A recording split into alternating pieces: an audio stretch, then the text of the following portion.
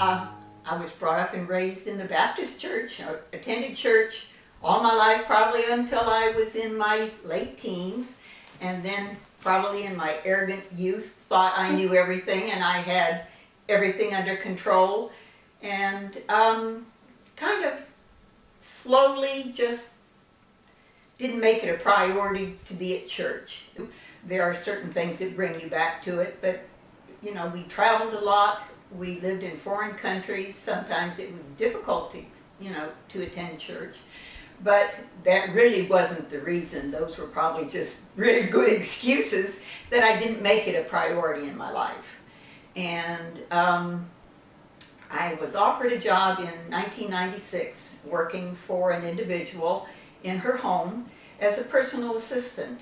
And at the time it was to be a part-time job to help care for someone who didn't have her own capabilities at that point. And I didn't realize when I accepted the job how profoundly this would change my life.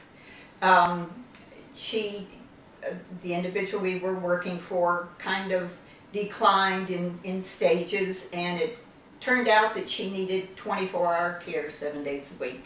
My job kind of encompassed hiring the people to take care of her and looking out for her interests on behalf of her children.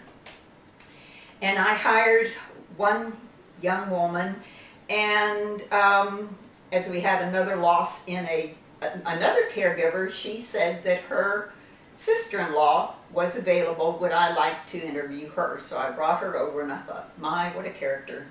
This lady was from Louisiana and just a delight. And what I learned was amazing, that their patience and their love and their kindness was just an outgrowth of who they were, and their faith that they walked every day, that they shared with this individual who was oftentimes difficult to love and care for.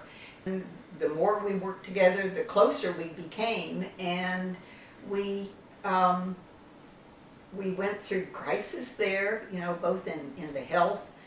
Each of us had some personal crisis we were going through, and we shared those kind of things, but it was always the basis of their faith that seemed to get them through this. And they were very open and very strong in their faith. They both had been from youngsters up, raised in the church, and we had a lot of things in common in that respect, and we would talk about them. But I always felt like there was something missing in my life. I really wasn't quite sure what it was. I used to talk to Robert and Mary about it, that I felt like there was something just not right in my life, and I wasn't quite sure what it was. And I think God, in retrospect, was putting people in my life that was going to touch me in some way. And Claudette and Pat definitely did that. And Claudette passed away unexpectedly almost 3 years ago. And when I went to her funeral, I told her priest what a profound impact that she had on me, her faith, her friendship, and how it had touched my life. And I don't think until I had that conversation with him, I truly understood or realized the impact that people that you come in contact with every day can turn your life around.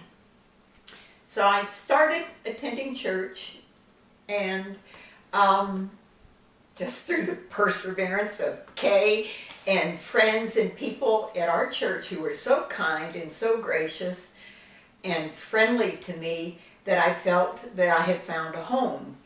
And I always am grateful to both Pat and Claudette for the friendship, but more what they opened and showed me about their own kind of life. And was not easy for either one of them, but they showed me that was there for us. It just was something I had to go forward and find. That necessarily someone wasn't going to come and seek me out and say, take you by the hand and do it, that I had to step forward in my faith, but they gave me the courage and the strength to do that. And I just feel very fortunate and very blessed that these two individuals came into my life when they did. And I think probably God put them there or put me in that situation. But I know without our faith and our commitment to each other, we would not have gotten through that situation.